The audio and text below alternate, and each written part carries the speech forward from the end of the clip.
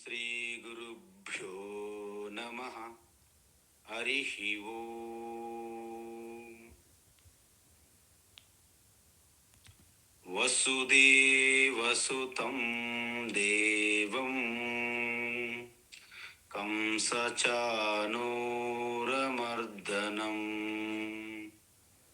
దేవకీ పరమానందం కృష్ణం వందే జగద్గురుం. కృష్ణం వందే జగద్గురుం. ఆత్మస్వరూప బంధుఘన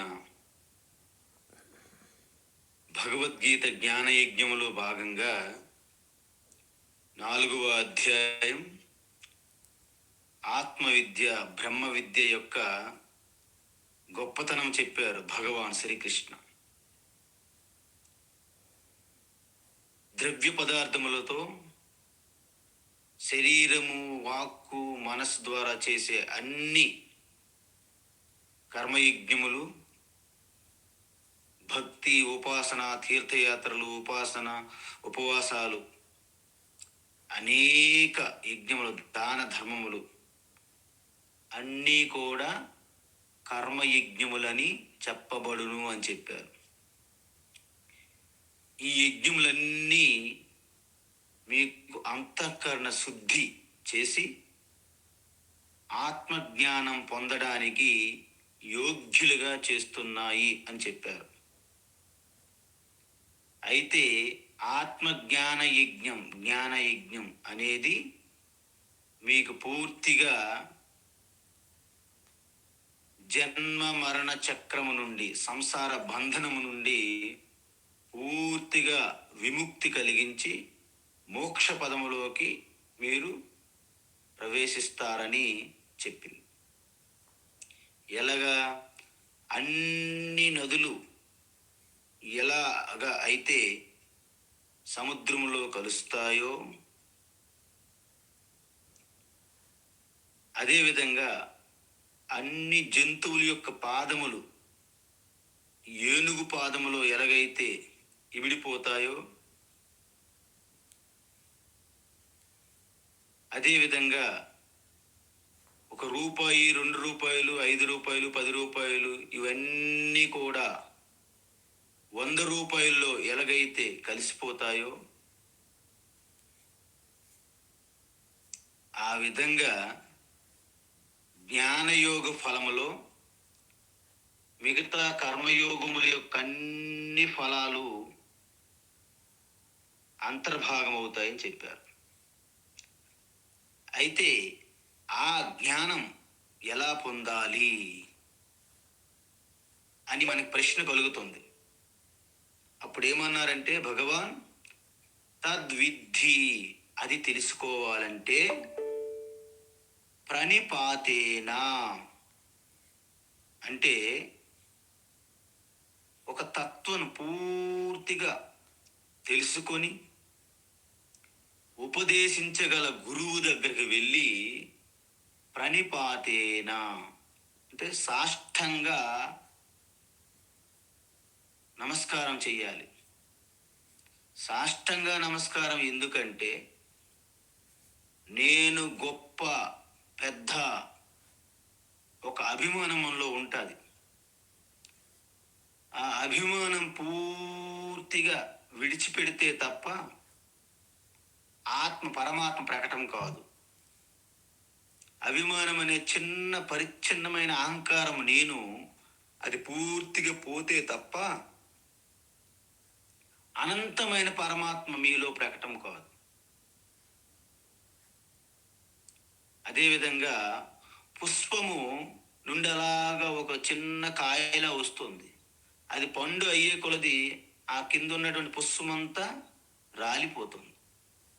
ఆ విధంగా అహంకారం అనేది పూర్తిగా రాలిపోతేనే ఆత్మస్వరూపం అనే ఆ పండు వస్తుంది, అమృత ఫలం వస్తుంది. సో ఈ విధంగా ప్రణిపాతేన ఆ విధంగా వినయ విధేయతతో మీరు ఆ గురువు గారికి నమస్కరించడం వలన మీలో ఉన్నటువంటి అభిమానం, అహంకారము పూర్తిగా అణగదొక్కబడినవి అని అర్థం. అయితే కేవలము నమస్కారం ఇచ్చిన తర్వాత అయిపోతుందా? లేదు. సేవయా అని చెప్పారు. అంటే ఏంటి? గురు శుశ్రూష. ఈ ఆత్మజ్ఞానం మీరు దాన్ని అందుకోవాలంటే యోగ్యమైన పాత్ర ఉండాలి. మీకు ఒక కథ తెలుసు. స్వర్గలోకానికి వెళ్ళినటువంటి గంగను భూలోకములోకి తీసుకురావాలంటే భగీరథ తపస్సు చేశారు. అయితే గంగ వరం ఇచ్చినది, వస్తాను నేను కిందకి భూలోకముకి. కానీ ఒక షరతు, నా వేగము భూమి తట్టుకోలేదు. మరి ఎలా? ఏది కాస్తుంది నన్ను? ఆ తీవ్ర వేగానికి భూమండలం నాశనం అయిపోవచ్చు. మరి ఎలా అంటే అప్పుడు చెప్పారు దేవతలు, కేవలము పరమశివ లేక మహాదేవ్ మాత్రమే గంగను ఆపగలిగే శక్తి ఉంటుంది. కాబట్టి భగవాన్ శివకి నువ్వు ఆరాధన చెయ్యి అన్నారు. మళ్ళీ తపస్సు చేశారు. అందుకే భగీరథ తపస్సు ఎన్నో విధాలుగా వస్తుంది అనమాట ఆ కథలో. అయితే శివ ఒప్పుకున్నారు. ఆయన అన్నిటికీ ఒప్పుకుంటాడు, బోలాశంకరుడు కదా, మీ అందరికీ తెలుసు. క్షీరసాగర మంథనములో ఆలాహలం వచ్చింది. అమృతం ఎవరైనా తాగుతారు, కానీ విషం ఎవరు తాగుతారండి? జగత్పిత, జగతపితరో వందే పార్వతీ పరమేశ్వరవు. కాబట్టి ఆయన ఓకే, గంగను నేను నా జటల ద్వారా ఆపుతాను అంటారు. ఆయన జటలలో విడిచిపెడతారు. ఒక్కసారి యక్షస్వరూపాయ జటాధరాయ పినాక అస్తాయ సనాతనాయ, ఆ సనాతనమైనటువంటి ప్రభు జటలీలకు విప్పారు. అయితే గంగ కూడా పరీక్ష పెడుతుంది శివునికి. ఈయన ఏ విధంగా నా వేగాన్ని కాస్తాడు చూస్తాను అని మరింత ఫోర్స్ పెంచింది గంగాదేవి. ఎప్పుడైతే ఫోర్స్ పెంచిందో శివునికి పరమాత్మ తెలియదా? జగత్పితకి తాను ఇలాగా తన జటంలో పడిన వెంటనే జటములు అలా మూసేశాడు అనమాట ఆయన. ఎందుకు? ఆవిడ ఒక రకం కాదు, ఒక రకంగా ఇబ్బంది పెడుతుంది అనమాట. ఇక నా జటల్లో సఫోకేట్ అవుతుంది గాలి అందక. మళ్ళీ భగీరథ ప్రయత్నం, మళ్ళీ తపస్సు. అలా ఇక చాలా కథ ఉన్నది, ఆ కథలకు మనం వెళ్ళకూడదు. అంటే ఆ యోగ్యమైన పాత్ర కావాలి కదా. అందువలన మనకి అంతఃకరణ శుద్ధి, అహంకార మమకారాలు లేకుండా మనం ఉన్నామా లేదా? అందువలనే గురువుకి సమీపములో ఉంటూ, గురు సేవ అంటే ఏంటంటే గురువుకి ఏమి అవసరం ఉన్నదో తెలుసుకొని చేయడమే గురు సేవ. అలా చేయడం వల్ల 2 లాభములు ఉన్నాయని చెప్పాము నిన్న మనం. ఏమిటి? అంతవరకు ఆయనకి అంతఃకరణ శుద్ధి పూర్తి అయినప్పటికీ దాన్ని కొనసాగుతుంది. ఒకవేళ ఏమైనా లోటుపాట్లు ఉంటే సంపూర్ణమైన అంతఃకరణ శుద్ధి వస్తున్నది. ఒకటి లాభం. రెండవ లాభం ఎందుకంటే చాలామంది గురువుని దగ్గరగా మీరు ఉండి జీవిస్తే, పరిశీలిస్తే తప్ప గురువు చెప్పే బోధను మీరు అర్థం చేసుకోలేరు. గురువుల యొక్క వేషధారణ పైపైనే గురువులను చూస్తారు. వారికి తత్వం రహస్యం ఎప్పటికీ అర్థం కాదు. చాలామంది నాకు అంతా వారి గురించి తెలుసు, వారి తత్వం తెలుసు, వారి గురించి తెలుసు అనే భ్రమలో ఉండి విపరీతమైనటువంటి చేష్టలు, ఆలోచనలు గురువులకి వ్యతిరేకంగా కూడా చేస్తుంటారు కొంతమంది శిష్యులుగా ఉండి. మరి అది కూడా వాళ్ళ అంతఃకరణ శుద్ధిలో ఇంకా ఏమైనా లోపం ఉన్నదన్నమాట. మనం ఎందుకు అలాగ చెయ్యాలి? గురువు దగ్గరలో మనం అనుబంధం ఎందుకు ఉండాలంటే, నేను ఇప్పుడు గంగోతులు ఉండేటప్పుడు తపోవనం వెళ్ళాం మేము. అక్కడ శివలింగ అనే పెద్ద పర్వతం ఉంటుంది అన్నమాట. దానిపైకి వెళ్ళాలంటే సముద్ర మట్టము నుండి 5,000 మీటర్ల పైన ఉంటుంది. 5,000 ఎక్కువ, దగ్గర దగ్గర 7,000 మీటర్లు. అందువలన అంత ఎత్తు ఒక్కసారి ఎక్కాలంటే మీ యొక్క రక్త నర్వస్ సిస్టమ్ అంతా కూడా బ్రేక్ అయిపోద్ది, బ్లడ్ సెల్స్ ఆగిపోతాయి, ఆక్సిజన్ పీల్చుకోలేరు, ఈ కెనాట్ అనమాట. అంటే మనం ఏం చేయలేం. కాబట్టి ఆ వాతావరణానికి అలవాటు పడేటట్లు బేస్ క్యాంప్ చేస్తారు. అక్కడ చిన్న చిన్నవి ఎక్కడం ప్రారంభిస్తారు. ఆ వాతావరణానికి మెల్లగా అలవాటు పడి వారం 10 రోజులు తర్వాత ట్రైనింగ్ ద్వారా వెళ్తారనమాట. అలా అందుకే మీరు ఎక్కడైనా సరే ఏ ఆశ్రమం కానీ ఏ మఠానికి పీఠముకు కానీ వెళ్ళినప్పుడు వారు మీకు ఏమీ చెప్పరు, జస్ట్ అబ్జర్వ్ చేస్తారంతే. ప్రశ్నోపనిషత్తులో ఒక స్టోరీ ఉన్నది. పిప్పలాద మహర్షి ఒక గొప్ప బ్రహ్మర్షి. చాలామంది ఒక 6 ఋషులు ఎన్నో కర్మయజ్ఞాలు చేశారు. మొత్తం వేదములో ఉన్నటువంటి అనేక కర్మయజ్ఞాలు చేసి వారు చివరికి ఆత్మతత్వం తెలుసుకోపోవడం వలన వారికి పరమశాంతి కరువైంది. అయితే అప్పుడు వాళ్ళందరూ కొంచెం డిస్కషన్ చేశారనమాట, చర్చ. పిప్పలాద మహర్షి ఆశ్రమంకి వెళితే మనకి ఆత్మతత్వం ఉపదేశిస్తారు అని నిర్ణయించుకున్నారు. అందరూ కూడాను పిప్పలాద మహర్షి ఆశ్రమానికి వెళ్ళారు. మహర్షి పాహిమాం త్రాహిమాం అని ఆయన కాళ్ళ దగ్గర పడ్డారు 6. అయితే మీరందరూ కూడా చాలా ఉద్దండులైన కర్మయోగులుగా ఉన్నారు, ఏమిటి కారణం అని అడిగారు పిప్పలాద మహర్షి. మహాప్రభు, మేము యజ్ఞ యాగాలు చేసి తపస్సుల ద్వారా నిష్ట కలిగి ఉన్నాం, అది నిజమే.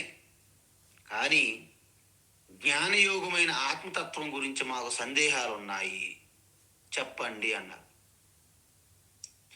ఇది మీరందరూ గుర్తుంచుకోవాల్సిన విషయం. పిప్పలాద మహర్షి ఒక మాట అన్నారు, మీరందరూ ఉత్తములు, శ్రేష్ఠులు, అందులో నాకు ఎటువంటి సందేహం లేదు. కానీ ఈ ఆశ్రమానికి ఇప్పుడే వచ్చారు.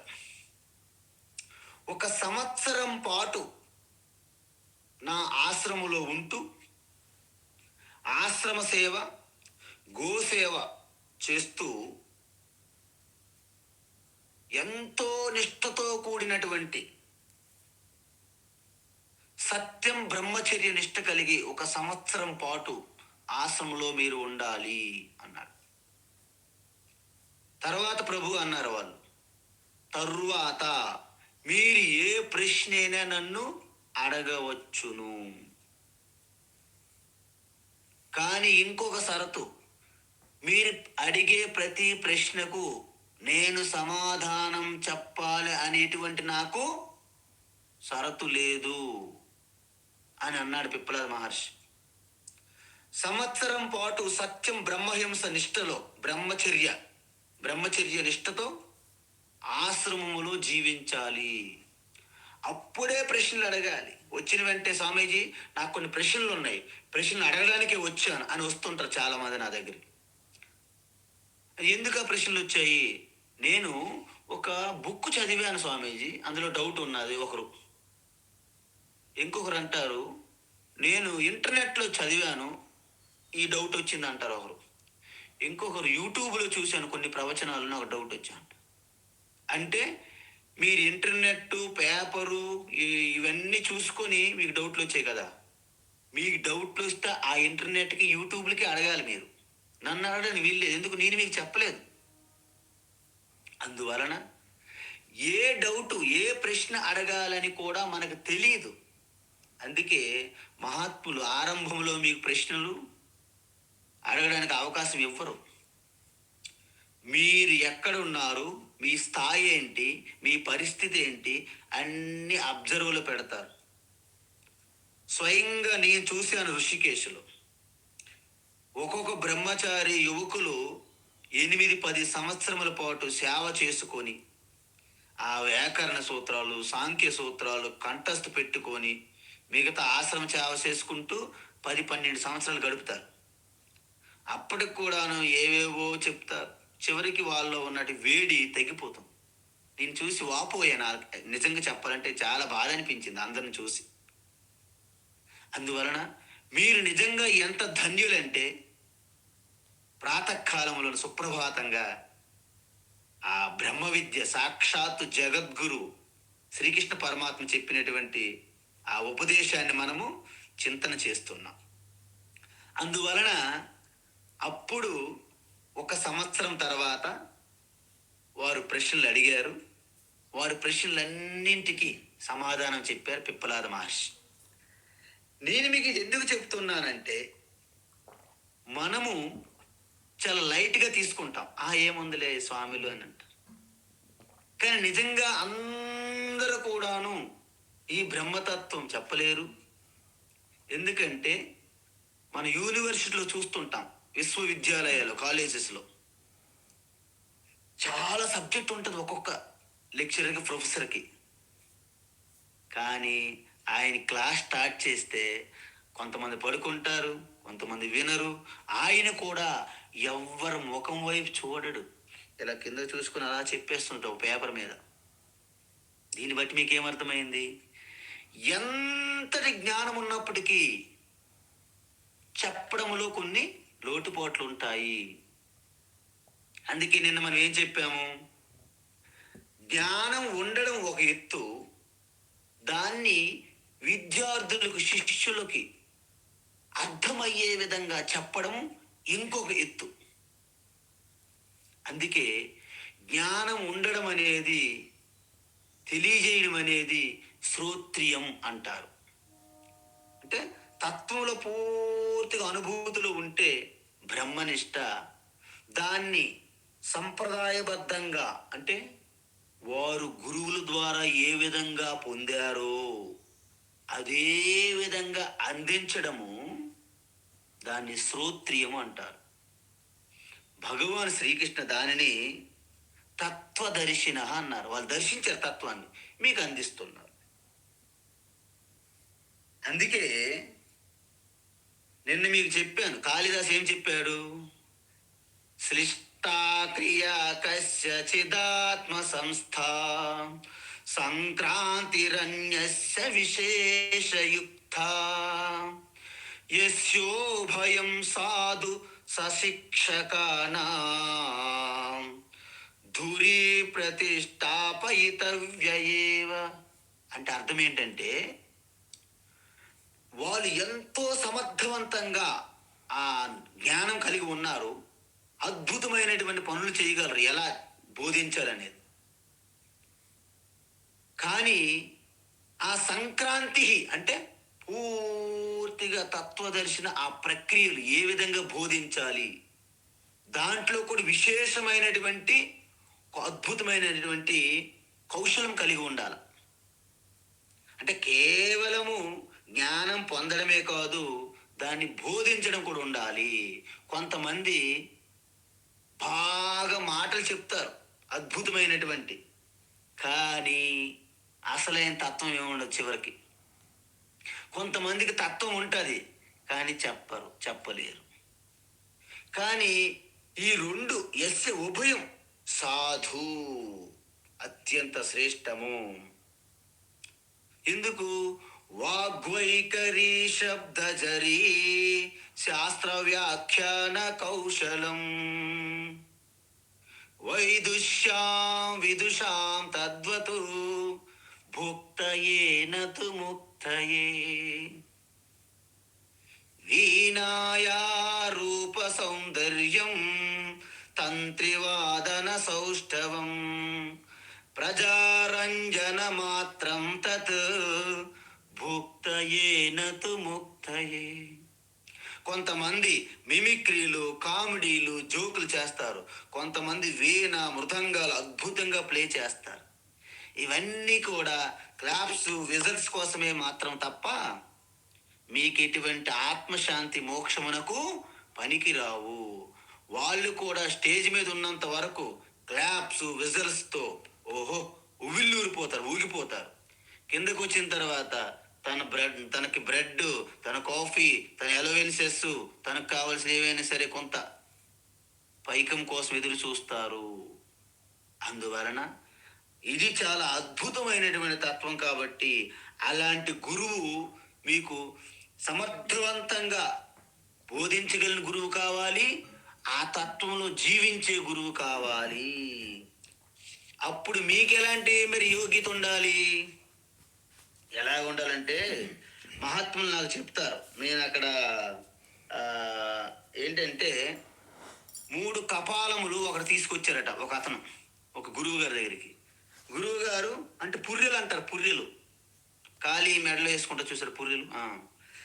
3 కపాలు తీసుకొని గురువు గారు ఈ 3 కపాలు తెచ్చానంటారు. ఓహో అవునా, పక్కన పెట్టిన ఆయన అన్నారు. ఒక కపాలం తీసుకున్నారంట. ఒక కర్ర తీసుకొని ఇలా పెట్టారంట, ఇలా కర్రతో ఇలా గుచ్చారంట. ఆ కర్ర వెళ్ళి ఏమైందంటే ఇలా చెవుల నుండి పైనుండి ఇలా గుచ్చితే అది చెవుల నుండి వచ్చిందట అది. ఓహో ఈ కపాలం పనికిరాదు. ఎందుకు గురువు గారు? ఇది ఏంటంటే మనం జ్ఞానం చెప్తే ఈ చెవుల నుండి చెప్తే ఆ చెవుల నుండి విడిచిపెట్టేస్తున్నది. మరి రెండో కపాలం ఏంటి? ఇలా గుచ్చిన ఇటువైపు నుంచి గుచ్చితే అది ఏం చేసిందంటే ఆ నోటి నుండి బయటకు వచ్చిందట అది. ఓహో ఈ కపాలం కూడాను పనికిరాదు. ఎందుకు గురువు గారు? వీళ్ళు చెప్పింది వెంటనే వింటారు, వెంటనే చెప్పడానికే తొందర గాబర తప్ప వీళ్ళేమి దాన్ని ఉంచుకోరు. ఓహో అలాగా అన్నారు. 3వ కపాలంకి ఈ చెవుల నుంచి ఇలాగా కర్ర పెడితే అది లోపలికి వెళ్ళిందంట, హృదయం సైడ్కి. ఈ కపాలమే ఉత్తమమైనది అన్నారన్నమాట. అంటే ఎవరైతే గురువు అనుగ్రహముతో ఈ ఉపదేశం పొందుతారో వాళ్ళు శ్రద్ధాభక్తి పూర్వకంగా పొంది దాన్ని పదే పదే పదే మననము చింతన చేస్తే ఆ ఉన్న సంశయములన్నీ కూడా మళ్ళా గురువు వద్దకు తీసుకొని వస్తే అవి కూడా నివృత్తి అయినప్పుడు పరమశాంత స్థితిలో తన నిధిధ్యాసనం ఎలాగైతే మనం ఉదయాన్ని మెడిటేషన్ చేశామో అలా ఎవరైతే ఉంటారో వారు తన ఆత్మస్వరూప స్థితిలో ఉంటారు. వాళ్ళే జీవన్ముక్తులు. ఆ స్థితి ఎప్పుడు వస్తుంది? రోజు మన సత్సంగం అవుతుంది కదా, ఇదే దీన్ని జ్ఞానయోగం అంటారు, జ్ఞాన తపస్సు అంటారు. సత్సంగత్వే నిస్సంగత్వం, నిస్సంగత్వే నిర్మోహత్వం, నిర్మోహత్వే నిశ్చలతత్వం, నిశ్చలతత్వే జీవన్ముక్తి అని చెప్పారు. అందువలన ఎప్పుడైతే ఉదయాన్న ఈ సత్సంగం ఉందో ఇది సంజీవని. వాస్తవాన్ని చెప్పాలంటే ఈ సత్సంగం వలనే అద్భుతమైనటువంటి నారద మహర్షి లాంటి వాళ్ళు ఇలాంటి సత్సంగాల ద్వారా వ్యాసునికి, వాల్మీకి ప్రేరణ కలిగించారు. కాబట్టి ఇది అద్భుతమైనటువంటి ఈ గురువు, శ్రోత్రియ బ్రహ్మనిష్ట గురువు దొరకడం అనేది ఎంతో అద్భుతం. అయితే మీరు ఒక విషయం, ఎప్పుడైతే గురువు దగ్గర ఉండి మీరు ఇది కొన్ని నేర్చుకుంటారో ఆ గురువు గారు చెప్పేది మీకు అర్థమవుతుంది. లేకపోతే గురువు చెప్పేదానికి విపరీత అర్థాలు తీసుకుంటారు కొత్తగా వచ్చి విని వెళ్తున్న వాళ్ళు. అందుకోసము సేవయ అని చెప్పారు. ఇంకోటి ఏం చెప్పారు? పరిప్రశ్నేన. పరి అంటే పరితః, అంటే కంప్లీట్గా ఎటువంటి సందేహం మీరు దాచుకోకూడదు. అమ్మో, ఇది అడిగితే గురువు గారు ఏమనుకుంటారు, అబ్బో ఇది అడగకూడదేమో, ఇలాంటి సందేహాలు మనలో చాలా కలుగుతుంటాయి. చూడండి, నిజంగా శ్రోత్రియ బ్రహ్మనిష్ఠ గురువు అయితే ఆత్మస్వరూపంగానే దర్శిస్తాడు. భౌతికంగా బాహ్యంగా మీరు ఎలా ఉన్నారు, మీరెవరు, ఆ వారికి సంబంధమే లేదు. అంటే గురువు దగ్గరికి మీరు అంత నిష్ఠతో కపటం లేకుండా నిజాయితీగా ఆ తపనతో మీరు వెళ్ళాలి. ఎలాంటి తపన?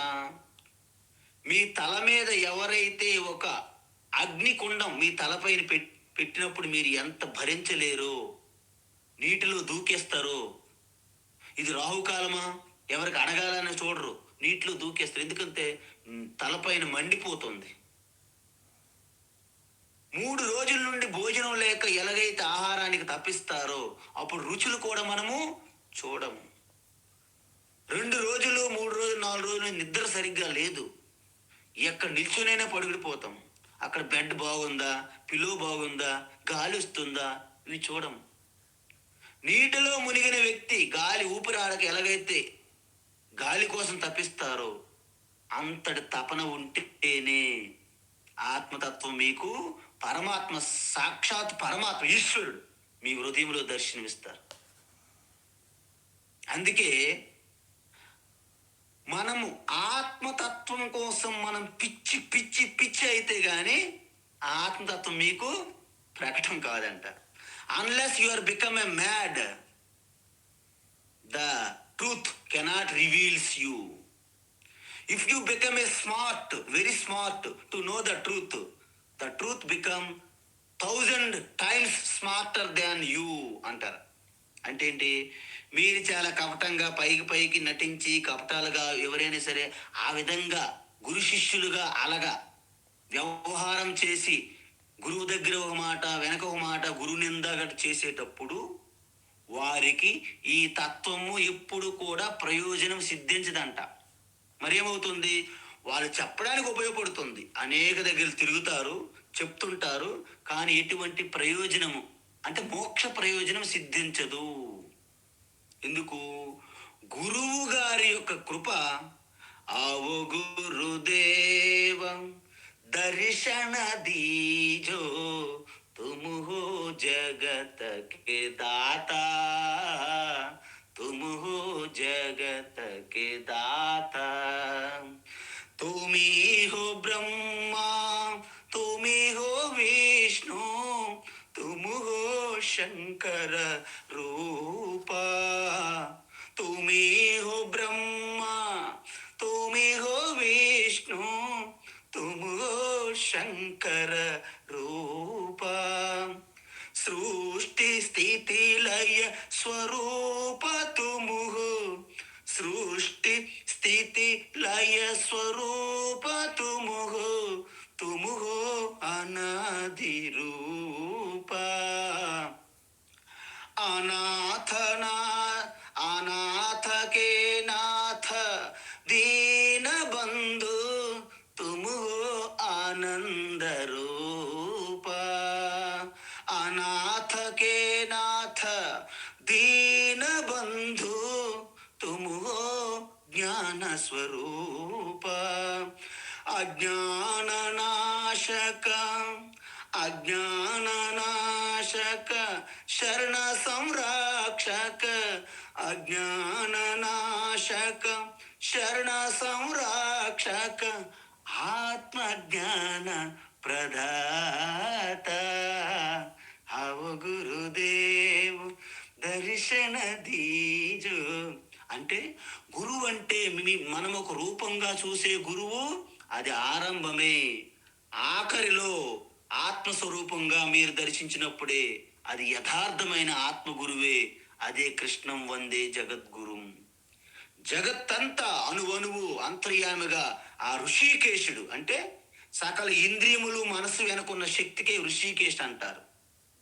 ఆ ఆత్మస్వరూప గుర్తుగా ఆ ఆత్మస్వరూపాన్ని గురువుగా మీరు గుర్తించినప్పుడు అది అసలైన గురు దర్శనము, అసలైన గురువుకి మీరు చూపెడుతున్నటువంటి కృతజ్ఞత.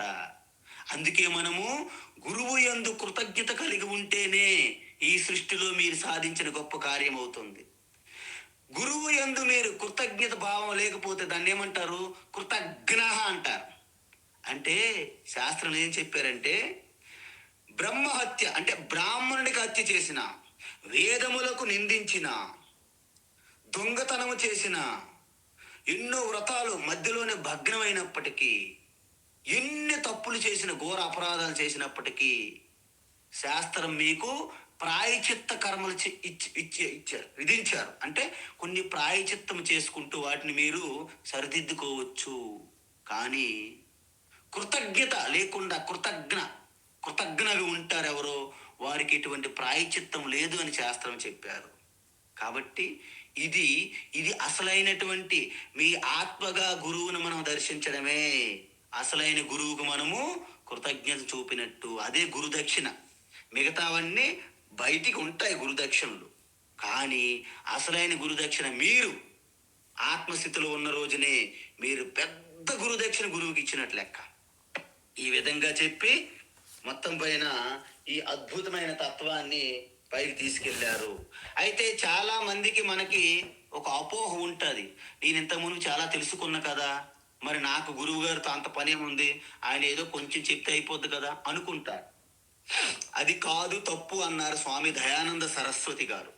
ఏమన్నారంటే, పూజ్య స్వామీజీ, ఒక ఇద్దరు స్టూడెంట్లు వచ్చారు ఒక గురువు గారి దగ్గరికి. ఆయన సంగీతం నేర్పే గురువు. ఒకరు అన్నారు, గురువు గారు నీకేమొచ్చింది ఆయన చెప్పు అన్నారు. గురువు గారు, నాకు హార్మోనియం కొంత వచ్చు, తబలా కొంత వచ్చు, గిటార్ కొంత వచ్చు, అన్ని వీణ కొంత తెలుసు అన్నారు. సరే నాయన, నీకు 1 సంవత్సరం సమయం పడుతుంది నేర్పడానికి, నీ ఫీజు వచ్చేసి 10,000 రూపాయలు. ఇంకొకరు వచ్చారు, ఇంకొక అతను, ఆయన ఫ్రెండ్. బాబు నీకేమొచ్చు? గురువు గారు, నాకు ఇటువంటి సరిగమ పదనిష అంటే బేసిక్ కూడా నాకు తెలియదు, మొత్తం మీరే నేర్పాలి, మిమ్మల్ని నేను శరణ వేడుకుంటున్నాను, వేరే ఆశ్రయం నాకు లేదు అన్నారు. అప్పుడు గురువు గారు ఆలోచించి, నాయన నువ్వు నిశ్చింతగా ఉండు, నీకు 6 నెలలలో నేను నేర్పుతాను సంగీతం అంతా, నీ ఫీజు వచ్చేసి 5,000 అన్నాడు. ముందొచ్చి అన్ని దగ్గరలో తిరిగి నేర్చుకున్నటువంటి, తప్పు తడకలుగా నేర్చుకున్నటువంటి వ్యక్తి కోపం వచ్చింది ఆయనకి. ఈ గురువు పక్షపాతి, నాకు ఎన్నో విషయాలు ఆల్రెడీ తెలుసు, నాకు సంవత్సరం టైం అన్నారు, 10,000 ఫీజు అంటున్నారు. ఆయనకేమీ తెలియదు, ఆయనకు 6 నెలలు నేర్పుతారంట, 5,000 ఫీజు అంట. ఆ గురువు గారి మీద కోపం అయిపోయి నువ్వు కారము మిరియాలు నములుతూ వచ్చేసాడన్నమాట. ఇంతకీ అక్కడ రహస్యం ఏమిటంటే, మీరు తప్పు తడకలుగా నేర్చుకోవడం వలన ఈ గురువు చెప్పేది మీరు గ్రహించలేరు. అందువలన గురువు మీలో ఉన్నటువంటి ఆ తప్పుగా నేర్చుకున్న దాన్ని పూర్తిగా తీసేయాలి, మొత్తం కడగాలి. అందువలన గురువుకి అనేక నిందలు, గురువుకి అనేక మాటలు పడాల్సి వస్తుంది. ఎందుకంటే అన్నీ టీకే, అన్నీ ఓకే అన్నారనుకోండి, అసలైన తత్వం గురువు ఇవ్వలేరు. అందువలన గురువు కఠినంగా ఒక్కొక్కసారి ఉన్నట్లు కనిపిస్తున్నప్పటికీ మీలో ఆ యొక్క తప్పుగా నేర్చుకున్న అంతటిని తీసివేయాలి. అప్పుడే నిజమైన తత్వాన్ని మీకు నేర్పించాలి. మీ అందరూ గమనించండి, మనం పెయింటింగ్ వేస్తాం సంక్రాంతికి, దీపావళికి. పాత పెయింటింగ్ పూర్తిగా తీస్తేనే కొత్త పెయింటింగ్ పడుతుంది. పాత పెయింటింగ్ మీద కొత్త పెయింటింగ్ అలా వేసారనుకోండి, మీ పెయింటింగ్ సరిగ్గా పట్టదు. బట్టలు కూడాను మనం ఏమైనా సరే రంగు అద్దించాలంటే ఆ మురికి వదిలించిన తర్వాతే బట్టలకు రంగు మనం పెడతాం. అదేవిధంగా మన యొక్క అంతఃకరణ బుద్ధిలో మనం స్టాక్ పెట్టుకున్నాం కొన్ని నమ్మకాలు, విశ్వాసాలు, మూఢ విశ్వాసాలుగా ఎవరెవరో ప్రవచనాలు చెప్పారు. ఆ యొక్క ఎలిమెంటరీ స్కూల్ గురువులు, హై స్కూల్ గురువులు, ఇంటర్మీడియట్ గురువుల ద్వారా విన్నాం మనం. అవన్నీ విడిచిపెట్టిన తర్వాతే పీజీలోకి మీరు వెళ్ళాలి, డిగ్రీలోకి వెళ్ళాలి. మీరు విడిచిపెట్టరు, డిగ్రీ సబ్జెక్ట్ మీకు అర్థం కాదు. కాబట్టి ఈ విధంగా గురువు యొక్క గొప్పతనము, మీ యొక్క యోగ్యత తెలుసుకొని ఈ బ్రహ్మతత్వాన్ని మనము పొందాలి. అప్పుడేమవుతుంది? ఉపదేక్షంతి తే జ్ఞానం, మీకు ఆ ఆత్మతత్వాన్ని బోధిస్తారు. ఎవరు? జ్ఞానిన, తత్వదర్శిన, బ్రహ్మనిష్ట, శ్రోత్రియ బ్రహ్మనిష్ట గురువులు, మహాత్ములు.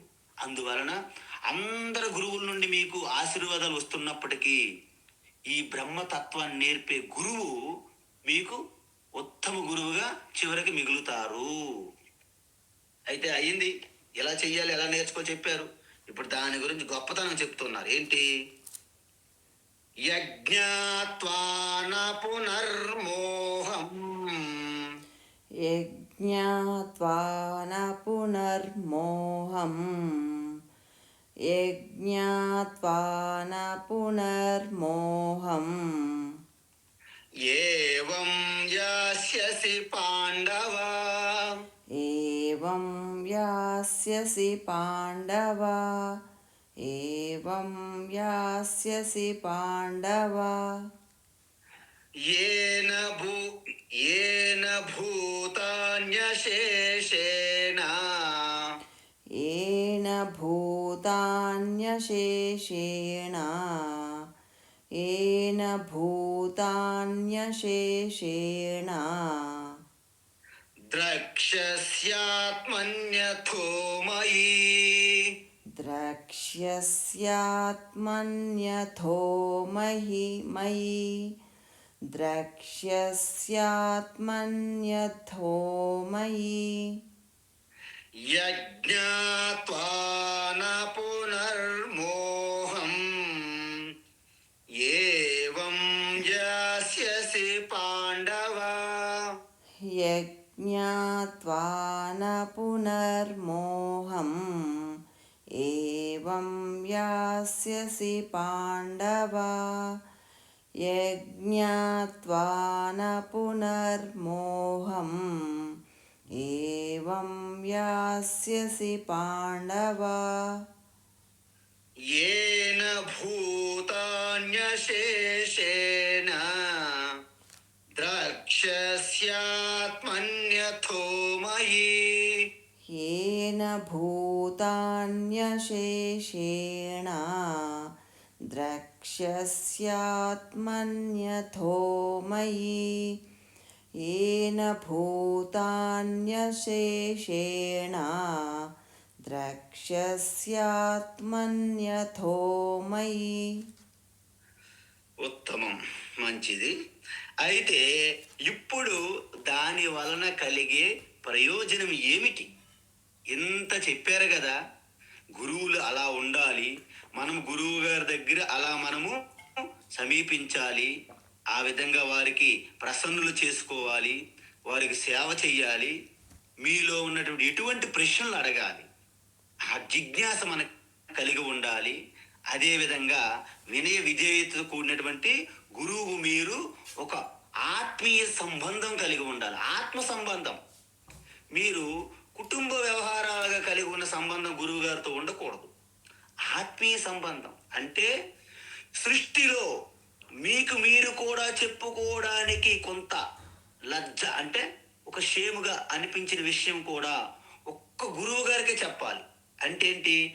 మీకు ఎటువంటి సందేహము సంశయము ఈ సృష్టిలో ఎవరితేని చెప్పకపోయినా గురువు గారితో చెప్పాలి. ఎందుకు? ఇది మీ స్వరూపానికి మోక్షానికి సంబంధించిన విషయం కాబట్టి.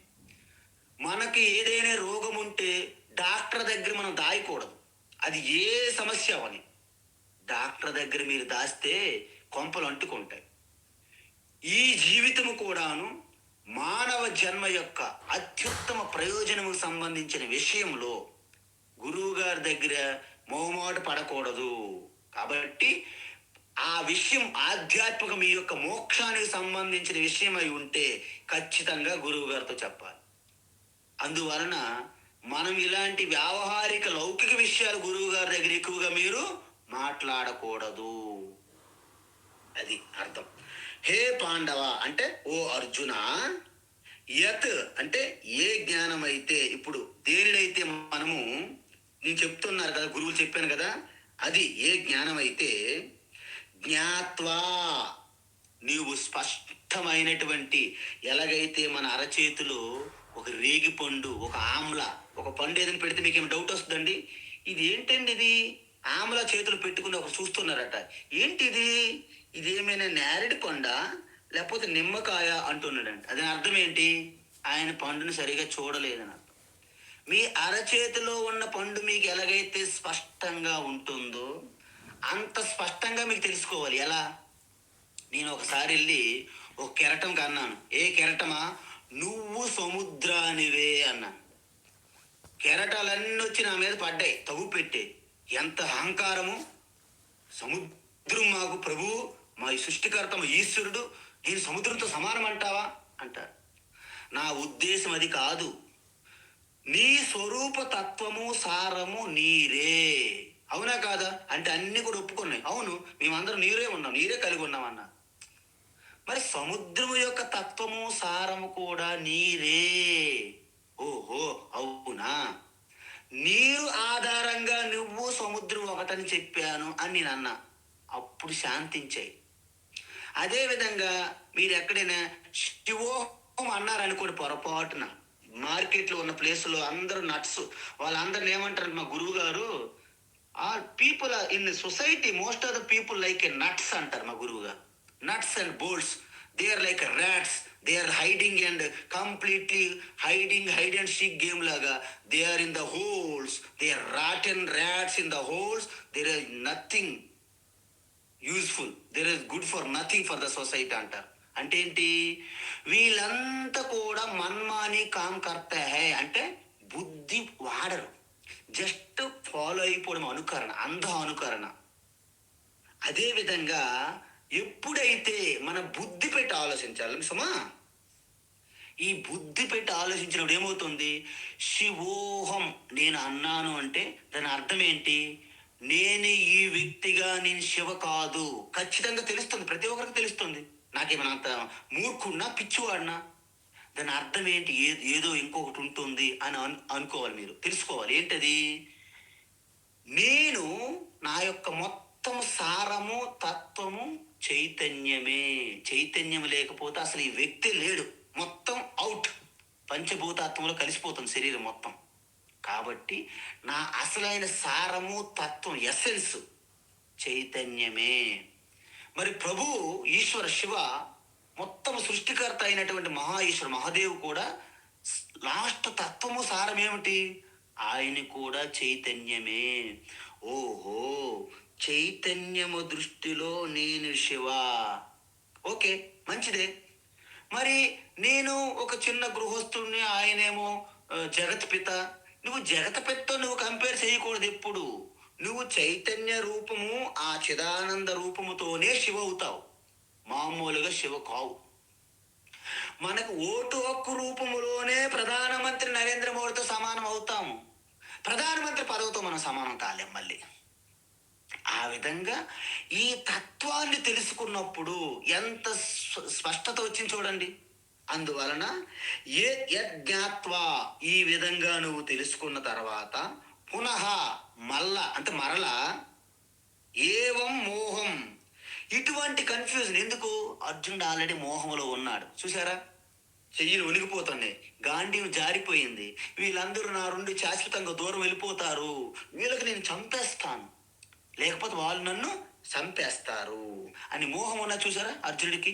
అంటే అధర్మంని ధర్మంగాను, ధర్మయుద్ధాన్ని అధర్మంగా చూస్తున్నాడు అర్జునుడు. ఉల్టా, విపరీతం.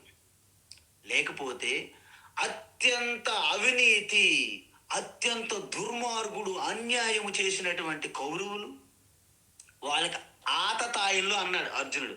ఏమన్నాడు? ఆతతాయిళ్ళు. ఆతతాయిలు అంటే ఏం తెలిసినండి? ఇంక ఎటువంటి విచారణ లేకుండా క్యాపిటల్ పనిష్మెంట్కి అర్హత అనమాట. చూడండి, ఒక ఆడపడుచుకి అత్యంత క్రూరంగా, కిరాతంగా హత్య చేసి, మానభంగం చేసి, హత్య చేసి, కండలు తుండలుగా హతం చేస్తే, అలాంటి వాళ్ళకి మీరు ఇంకా సుప్రీంకోర్టు, హైకోర్టులో వాదన చేయాలండి? No. Encounter is the right justice అనమాట. అసలైన న్యాయం ఎప్పుడంటే ఎన్కౌంటర్ అనమాట అలాంటి వారికి. ఆ విధంగానే ఆతతాయిలకి విచారణ చేయకుండా మరణశిక్ష విధించేవాళ్ళంట ఆ రోజుల్లో ధర్మశాస్త్రాల్లో. కాబట్టి అలాంటి ఆతతాయిలైనటువంటి దుర్యోధనుడు వారి యొక్క సోదరులు కౌరవులకి నువ్వు వాళ్ళకి మనం చంపకూడదు, వాళ్ళని చంపినా పర్వాలేదు, నేను ఈ అధర్మం చెయ్యను, నేను పాపం చెయ్యనంటే మోహం ఉన్నదా లేదా అర్జునుడికి? ఇలాంటి మోహం మళ్ళీ నీకు రాదు అంటున్నాడు భగవాన్ కృష్ణ. ఎందుకు రాదు? నా యాస్యసి మళ్ళీ రాదు. ఎందుకు రాదు? ఏన భూతాని అంటే దేని ద్వారా? భూతానంటే సకల ప్రాణులని, సమస్త ప్రాణులని, సృష్టిలో ఉన్న సమస్త ప్రాణులని, అశేషేన అంటే సంపూర్ణంగా, అంటే ఏది మిగలకుండా అన్నిటినీ ఆత్మని నీలో దర్శిస్తావు. నీలో అక్కడిని దర్శించడమే కాదు, నాలో దర్శిస్తావు. చూసారా, ఇక్కడ అద్భుతమైనటువంటి టీచింగ్ ఇస్తున్నారు భగవాన్ శ్రీకృష్ణ. ఏంటి? నేను చెప్పాను మీకు ధ్యానములో. ఏంటి? సర్వభూతస్థమాత్మానం అంటే అన్ని అన్ని ప్రాణుల యందు నీ ఆత్మను చూడాలి. నీ ఆత్మని అన్ని ప్రాణుల యందు దర్శించాలి. నేనే చైతన్యంగా ఉన్నాను అన్నిట్లో. మరి అన్ని ప్రాణులను నీ ఆత్మలో, నీలో చూసుకోవాలి. ఇక్కడ భగవాన్ ఏమంటున్నారు? అన్ని ప్రాణులని నీలో చూసుకో. అది మనం ధ్యానం చేస్తున్నాం. నీ ఆత్మలో సకల ప్రాణులు, సృష్టి అంతా నీలోనే చూసుకో. ఇంకేమంటున్నారు? ఆ తర్వాత ఇవన్నింటినీ పరమాత్మలో చూడు, ఈశ్వరులో చూడు. మీకు అర్థమైంది సీక్రెట్, భగవాన్ సీక్రెట్? ఈ సృష్టి సకల సమస్త ప్రాణులు నీ ఆత్మలో దర్శించు. ఇంకొకటి ఏంటి? సమస్త ప్రాణులని ఈశ్వరుల్లో దర్శించు. అంటే అర్థమేమైంది? మీలో సమస్త ప్రాణులు ఉన్నాయి, అవే సమస్త ప్రాణులు ఈశ్వరులో ఉన్నాయి. అంటే అర్థం ఏంటి? నువ్వు ఈశ్వరుడుగా కాదా? అది చెప్తున్నాడు భగవాన్ ఇక్కడ. ఇప్పుడు చూడండి, అన్ని కెరటములు బుడగలన్నింటినీ కూడా, ఓ కెరటమా నీ స్వరూపమైనటువంటి నీటిలో చూడు. ఓకే. మళ్ళీ కెరటములు బుడగలు ఇవన్నీ కూడా సముద్రం యొక్క సారమైనటువంటి నీటిలో చూడు. అప్పుడేమైంది? కెరటము సముద్రము నీరు రూపంగా ఒకటేగా. అది చెప్పారన్నమాట ఇక్కడ. అంటే బంగారు ఉంగరము నేను బంగారంగా దర్శిస్తే మొత్తం ఆభరణములన్నీ ఆ బంగారు ఉంగరంలోనే ఉంటాయి. మరి బంగారం ఎప్పుడైతే తెలుసుకున్నాయో అన్ని ఆభరణాలు బంగారమే, అన్ని బంగారంలోని ఆభరణాలు ఉంటాయి అన్నమాట. అలాగ తెలుసుకుంటే ఇంక నీకు ఎటువంటి మోహం మళ్ళీ దరిచేరదు. అందువలన ఇక్కడ మనకి ఈ యొక్క జ్ఞానం వలన 2 లాభాలు కలుగుతున్నాయి, ముఖ్యమైనవి. ఏంటి ఆ లాభాలు? ఎందుకంటే ఇక నుంచి 35, 36, 37 3 శ్లోకాల్లో మొత్తం దీని యొక్క ఫలం, ఆత్మ జ్ఞానం వల్ల నాకేంటి ప్రయోజనం, అది మన ప్రశ్న. ఫస్ట్ నాకేంటి అంటారు కొంతమంది. వారు మాట్లాడినా డబ్బులు ఉండాలి, వారు ఎక్కడికి వెళ్ళినా డబ్బులు ఉండాలి. అంటే నాకేంటి, నాకేంటి. అందువలన ఈ బ్రహ్మ జ్ఞానం వలన మీకు 2 లాభాలు. ఏంటి ఆ లాభాలు? ఒకటి, మీ యొక్క మోహం, అజ్ఞానముతో కూడిన మోహం నాశనం. 2, పరమాత్మ దర్శనం. 2 లాభాలు. మరి మోహనాశనం అంటే ఎలా జరుగుతుంది? మోహనాశనం అవడం వలన మనలో ఉన్నటువంటి ఘర్షణలు తెలుసు కదా. అర్జునుడికి స్టార్టింగ్లో ఏ ఘర్షణ పడ్డాడు? వీళ్ళు నా బంధువులు, వీళ్ళు నా బంధువులు. అందువలన అన్ని శాస్త్రాలు చదువుకున్న అర్జునుడు కూడా ధర్మాల మధ్య వివేకము కోల్పోయాడు. మరి దుర్యోధన లాంటి వాళ్ళ ఆతతాయిలను కూడాను తెలిసి కూడా వాళ్ళకి శిక్షించవద్దు అని ప్రాధేయపడుతున్నాడు. అంటే దీన్ని బట్టి అర్థమేమైంది? ఆయనకి ధర్మం తెలియక మోహంలో పడిపోయాడు. అందుకే సామధాన భేద దండ అంటారు. అవన్నీ ఉపయోగించడం జరిగింది దుర్యోధన పైన. కానీ ఏమన్నాడు ఆయన? జానామి ధర్మం నచమే ప్రవృత్తి, జానామ ధర్మం నచమే నివృత్తి, కేనాపి దేవేన హృది స్థితేన యథా నియుక్తోస్మి తథా కరోమి. నాకు ధర్మము అధర్మము తెలుసు ఏ కృష్ణ, నువ్వు వచ్చి నాకు ధర్మబోధ చెయ్యక్కర్లేదు అన్నాడు దుర్యోధనుడు. అంటే అలాంటి దుర్మార్గుడికి ఆతతాయులకి నీవు శిక్ష వేయొద్దంటావా? అంటే మోహం కారణము. ఆ మోహం పోతే గాని నీకు నీకు ధర్మాధర్మములు గుర్తుకు రావు. అంటే భవిష్యత్తు ఎదుర్కోవడానికి సిద్ధంగా లేనప్పుడు మనలో మోహము కలుగుతుంది, భయం కలుగుతుంది, ఘర్షణ కలుగుతుంది. అందువలన మనం నిర్ణయాలు తీసుకోలేము. ఏం చేయాలి? ఇంతకీ నేను పెళ్లి చేసుకోవాలా వద్దా, లేకపోతే ఉద్యోగం చేయాలా వద్దా, నేను అమెరికా వెళ్ళాలా వద్దా? అవసరమైతే కొంతమంది అంటారు, ఆ కొంతమంది వివేకానంద స్వామిలను చూసి నేను సన్యాసి అయిపోవాలని కోరుకుంటాను. నేను సన్యాసి అవ్వాలా వద్దా అని ఎవరైనా అడిగారు అనుకోండి, నువ్వు సన్యాసి కావద్దని చెప్పాలి. ఎందుకు? ఆయన నిర్ణయం తీసుకోవడానికి ఇంకేమీ ఆలోచన లేదు. అందువలన ఇవన్నీ కూడా సాహసంతో తీసుకునే నిర్ణయాలు కాబట్టి ఫలితం తీసుకోవాలంటే మీకు ఎటువంటి ఫలితానికైనా నేను సిద్ధమే అనుకున్న వారే ఈ నిర్ణయాలు తీసుకోగలరు. మీరు చేసిన దానికి ప్రతి దానికి మీరు ఎదుర్కోవడానికి సిద్ధంగా ఉండగలగాలి. అందుకే బిజినెస్లు అంటారు, అన్నిటికంటే పెద్ద రిస్క్ ఏంటి చెప్పనా? పెద్ద రిస్క్ ఎటువంటి నిర్ణయం తీసుకోకపోవడమే పెద్ద రిస్క్. ఎందుకు? దానివల్ల 2 నష్టాలు, తీసుకోకపోవడం వల్ల 2 నష్టాలు. ఏంటి? నువ్వు ఎటువంటి అనుకుని సాధించలేవు, ఇంకొకటి, నువ్వు ఉన్నదాన్ని కూడా కోల్పోయే అవకాశాలు ఉంటాయి నిర్ణయం తీసుకోకపోతే. కానీ నిర్ణయం తీసుకుంటే నువ్వు సాధించవచ్చును, అంటే 50-50 అన్నమాట.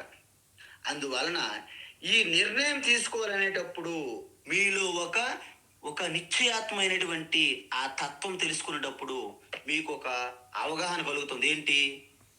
ఏదైతే నేను మార్చగలనో దాన్ని నేను ప్రయత్నం చేసి మార్చాలి. అంటే నేను మార్చడానికి నాకు శక్తి కావాలి అని ఈశ్వరుని మీరు ప్రార్థన చెయ్యాలి. ఏవైతే నేను మార్చడానికి వీలు కాదో వాటిని నేను అంగీకరించాలి, ఒప్పుకోవాలి, స్వీకరించాలి. దానికోసం నాకు శక్తి కావాలి. మరి మార్చగలిగేవి, మార్చలేనివి, వాటి మధ్య ఆ తేడా తెలుసుకుని వివేక జ్ఞానం నాకు కలగాలి. ఆ వివేక జ్ఞానము ఈ భగవద్గీత ద్వారా మీకు అందుతున్నది. కాబట్టి ఆ రెండిటి మధ్య భేదం తెలుసుకొని మార్చగలిగే వాటిని మార్చుతుండాలి, మార్చలేని వాటిని ఈశ్వరునికి అర్పించేయాలి. ఈ విధంగా చేసినప్పుడు మీకు మోహం మీ నుండి పూర్తిగా పోతుంది.